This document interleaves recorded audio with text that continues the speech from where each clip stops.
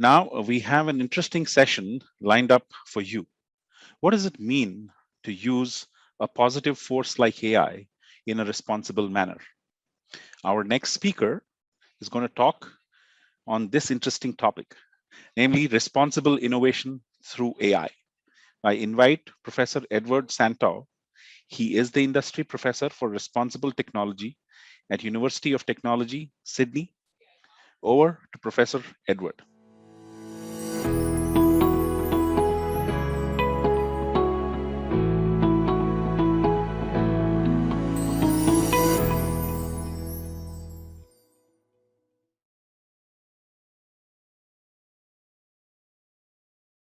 Well, thank you very much for that warm introduction.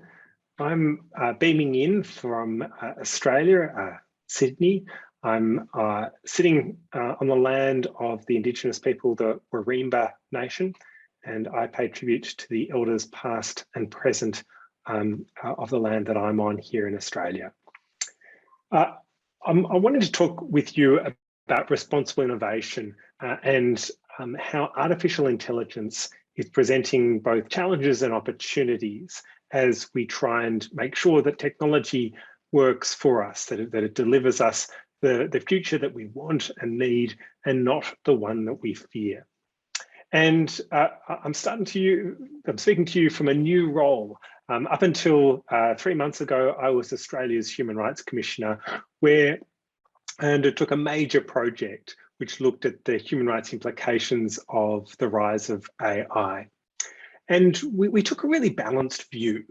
We could see that AI is presenting enormous opportunities. Most obvious, those opportunities are economic and financial. There are also opportunities to connect us better as communities.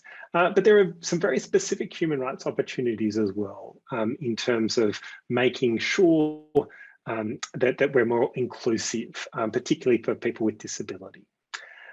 But as Human Rights Commissioner, it was my melancholy duty to focus also on the risks and threats of harm.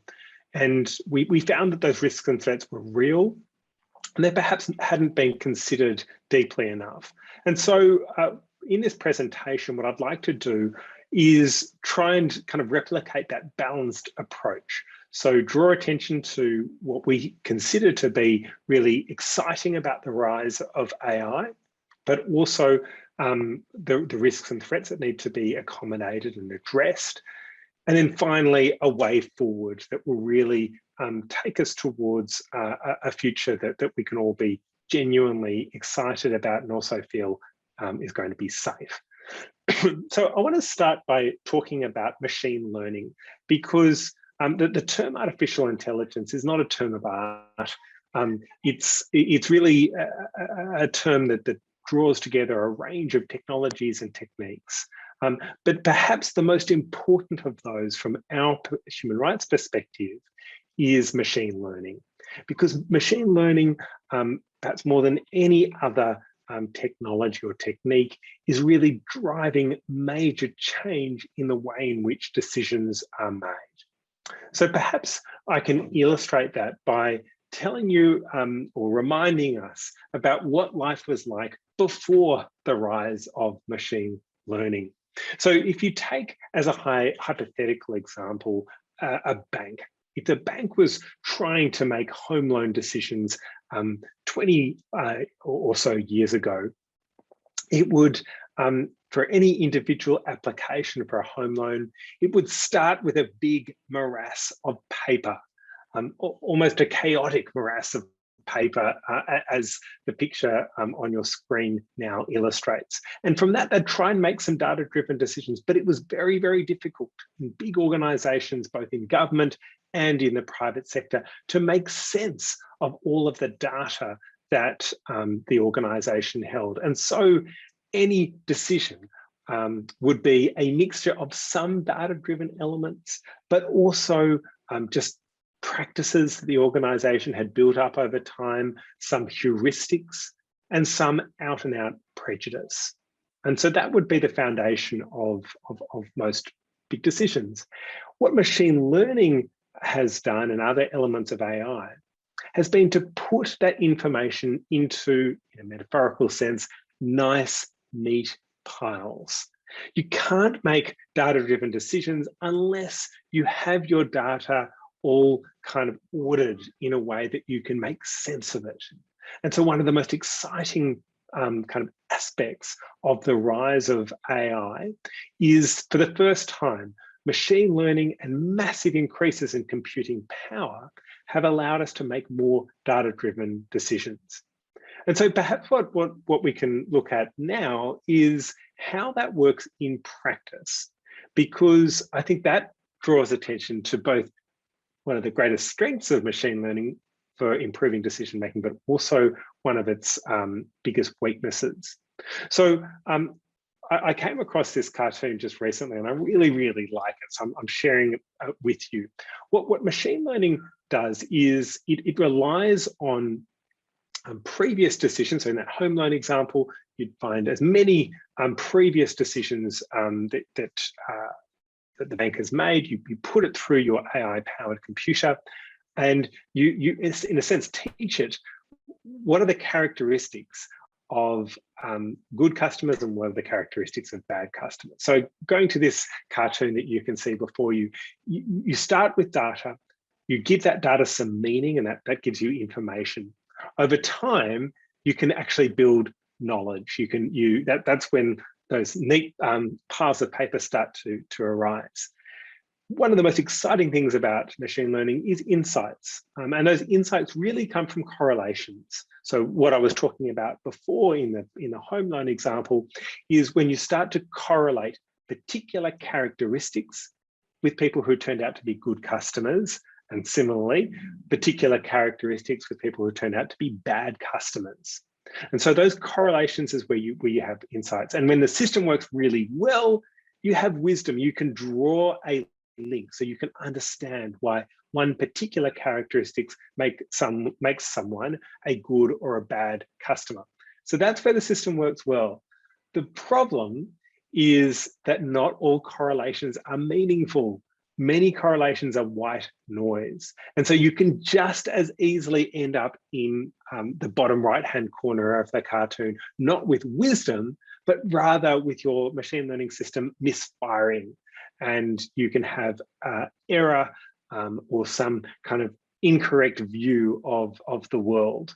And we've seen that many times in a range of decision-making contexts. I'll come back to that in a moment. So really, when we talk about the rise of AI, the opportunities are obvious, and I've already kind of alluded to those. But what are the things that we should be worried about? Because unless we get to grips with those things that we should be concerned about, then the really exciting positive potential of AI will not be realized. The first is equality. So sticking with my home loan example, when you're teaching your AI-powered system what makes a good customer or a bad customer, I said that you have to start with training data, so you find as many previous decisions as possible. What we've found with banks and financial services organizations around the world is that older data, particularly data from the 80s and 90s, which is still being used to train these systems, carries with it bias that is very problematic. So a good example is that we have made real progress towards gender equality in the last 30 or 40 years. But if you were a woman applying for a bank loan in the 1980s or 1990s, in most countries, it would have been much more difficult to get that loan than it is today. Similarly, we've seen racial biases as well creep into the data. Now, the problem with a machine learning system can be that unless you're alive to that issue, then it can be like a zombie where you're reawakening an old form of discrimination, because your machine learning system has learned from those old decisions where it was less likely for women to be granted home loans. So one of the most fundamental issues that was right at the center of our work at the Australian Human Rights Commission was this challenge to equality that machine learning can sometimes present. The second problem is one of accountability. So we've seen how what has become known as black box AI systems can make it very difficult to maintain some level of oversight over the operation of that system. So again, working with my example of the home loan, imagine you're a woman, you apply for a bank loan and your application is rejected. You're then left with an unsettling feeling. Is it because I just was not a good customer that my home loan application was rejected? Or if you're a woman, is it because I'm a woman that my home loan application was rejected? Now, our systems of democratic accountability require that question be able to be tested. And so that ultimately we're able to take to a court of law any allegation that you have not been treated fairly, and certainly if you've been treated in a discriminatory way. The problem with many AI systems is that if all of the decision making happens in a black box and all the company can do at the endpoint is say, well, look, you've been rejected for this home loan because that's what the computer says, then you can never get to the bottom of whether the rejection was fair and reasonable or whether it was unfair and potentially unlawful. And so one of the big challenges, I think, in moving from first generation AI to the next generation of artificial intelligence is to ensure that we are able to maintain systems of accountability so that you're able to challenge a decision that is unlawful or unfair. And then finally, I think we're well aware of the risk to privacy. So when we were consulting people in Australia and around the world, what people said over and over to us was, it's not some abstract concern about living a more private life. It's a concern about having your personal information used against you. And I think that's actually a really profound concern that we picked up from the community, because we worked really closely with human rights commissions around the world and other partners. And we're all starting to hear, I think, a similar message, which is that concerns about privacy are partly about, choosing to the extent to which you want to live a life in the public layer, but it's also about making sure that your personal information is not used to harm you. And so that's something that has to be right at the center of how you develop and use AI. And so to round off this part of the discussion, just a few examples that I've kind of flashed up on the screen now of where we're starting over the last couple of years to see how these AI systems can misfire and cause discrimination to people on the basis of their race or of their gender and other characteristics. And the example I've given has been from the banking sector. But really, I don't want to kind of suggest that banking is more likely to lead to a misfire of AI, because in reality, we can see these problems arise wherever AI is used. And so what's the lesson from this? Well, I think companies really have a choice as to how they can proceed. And that choice really boils down to three pathways. The first, and this is the pathway that I'm most worried about, is where companies are just utterly cavalier. That's perhaps summed up best by the quotation from Mark Zuckerberg, which is just move fast and break things. I think when you're operating in an area that really matters, where you can really affect people's basic rights, then that cavalier approach is unacceptable. We need to move past an approach where we just iterate as we go, no matter what harm might be caused along the way. So that's the first pathway. The second pathway, in a sense, is understandable, but can be equally problematic. What we saw a lot over the last couple of years was companies saying, well, look, as we've become aware, not just of the opportunities of AI, but the risks, we've decided that the whole thing should be kind of avoided. It's the mindset that says we throw out all of our computers and we dust off the abacus and we just use old technology. I think that is in a sense, just as problematic, because we know that the old ways of making decisions were not particularly data-driven and carried with them many, many problems. And so just putting your head in the sand and saying, I'm not going to use AI, I don't think that is an appropriate response either. And so that brings me to the third pathway, which I think is the best and most appropriate pathway. And that is to take a really mindful approach to the way in which you use AI, to understand enough about the technology and how it's going to work with your organization that you can set a really good strategy, and that you can then implement that strategy really effectively, so that you can kind of get all the financial and economic benefits from AI, but you can also make sure that your customers are effectively protected.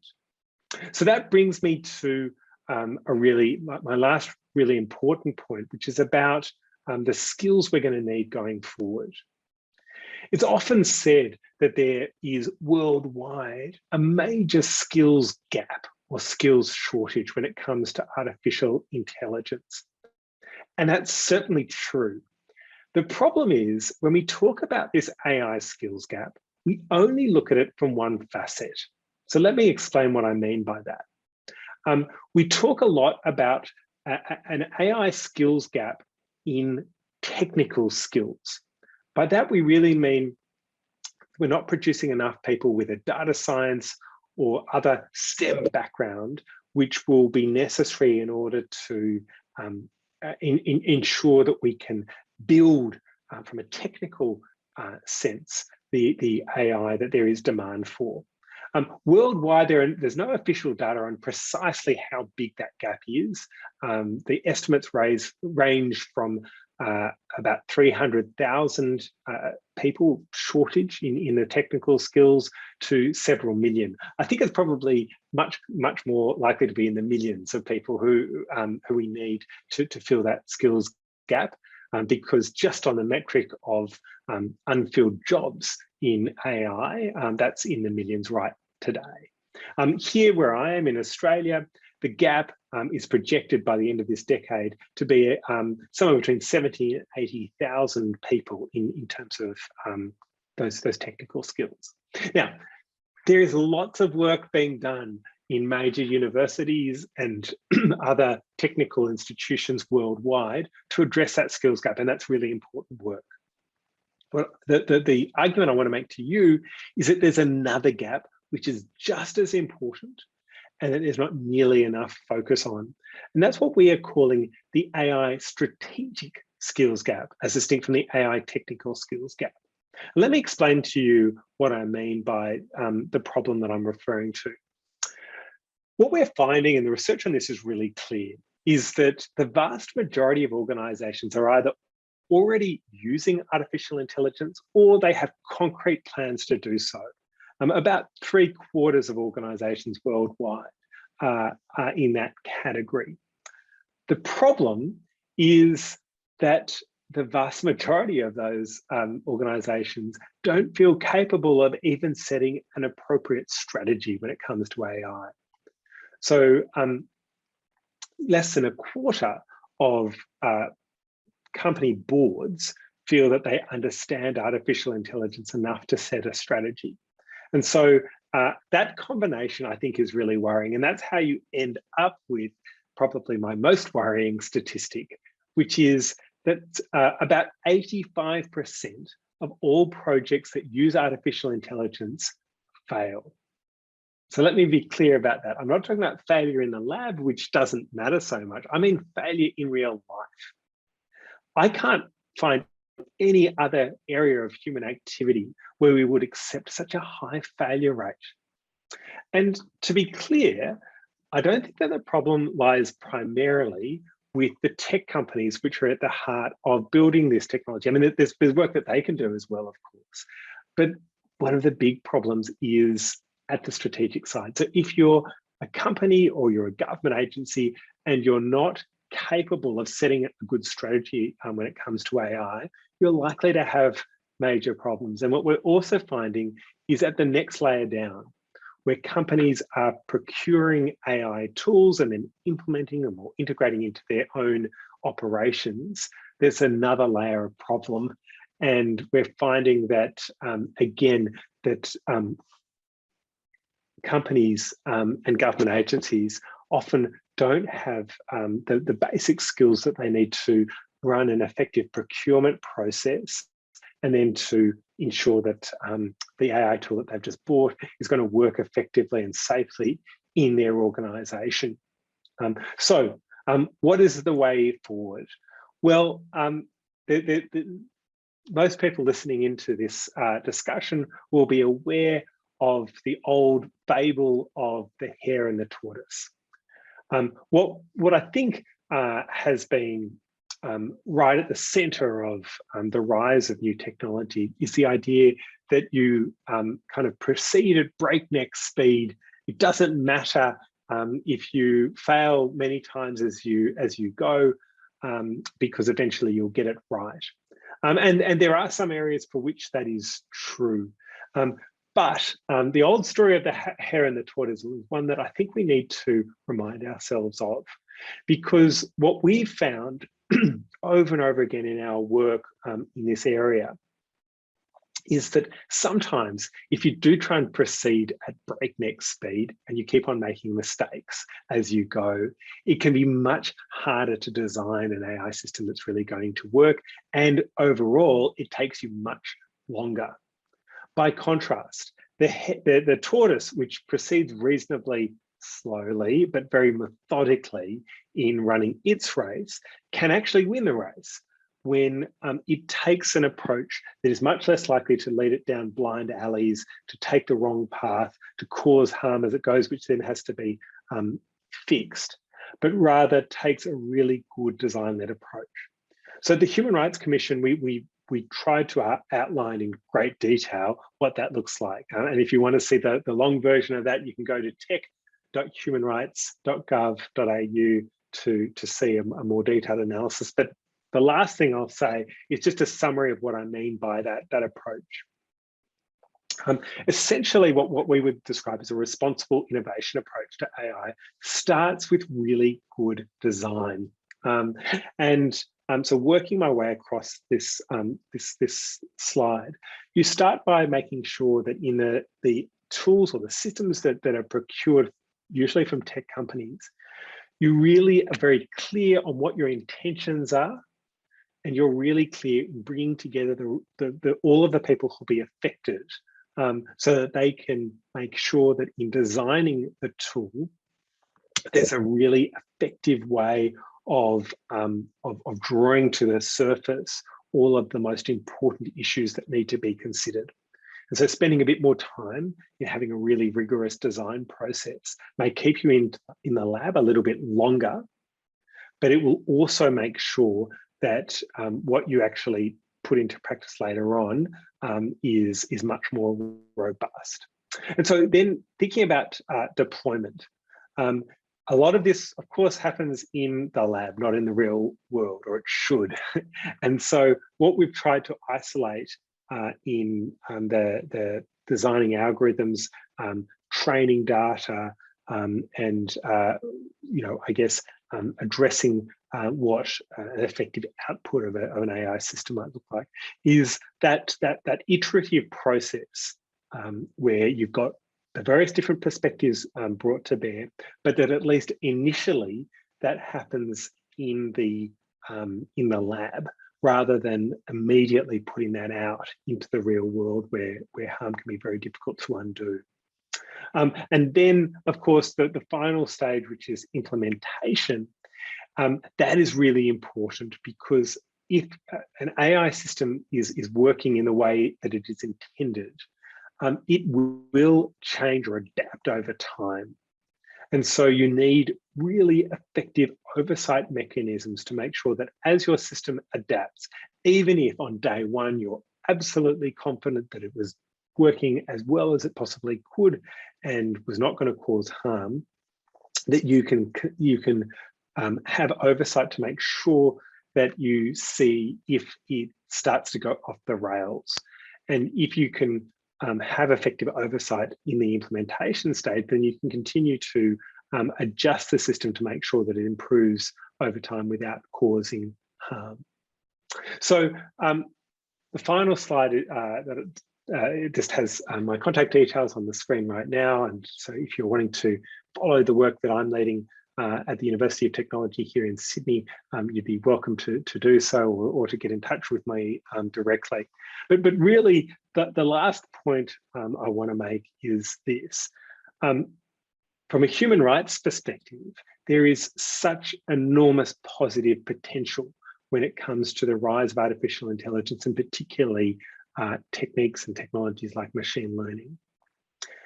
That potential can be realized, but only if we take what I consider to be a more mindful approach to the way in which we approach strategize, then design, develop, and use AI. And that requires, I think, two things. One, a really strong understanding of what some of the risks and threats are that we need to overcome. And then secondly, a really methodical approach to how we're going to strategize, design, develop, and then use AI. Thank you very much for listening to me. Thank you so much, Edward, for that thought-provoking and interesting session. UTS is really doing some great work in the field of responsible innovation, and we look forward to hearing more soon.